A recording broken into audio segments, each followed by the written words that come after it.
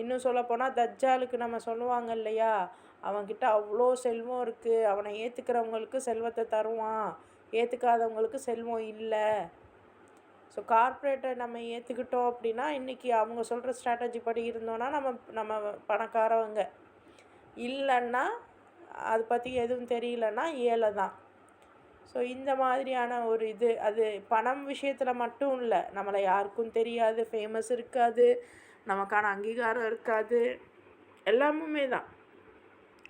So இந்த நயவஞ்சகர்கள் என்ன பண்ணுறாங்களா, நம்பிக்கையாளர்களை விட்டுட்டு நல்லது சொல்லுவாங்க யாராவது, அதெல்லாம் ஃபாலோ பண்ண மாட்டாங்க, அவங்களுக்கெல்லாம் சப்போர்ட்டும் பண்ண மாட்டாங்க. யார் ஒரு குழப்பத்தை ஏற்படுத்துகிறாங்களோ, யார் பணம் அதிகமாக தராங்களோ, யார் புகழ் பதவி எனிஹவ் ஒரு இங்கே நம்ம சந்தோஷமாக இருக்கக்கூடிய ஏதோ ஒரு பொருளை தராங்களோ அவங்க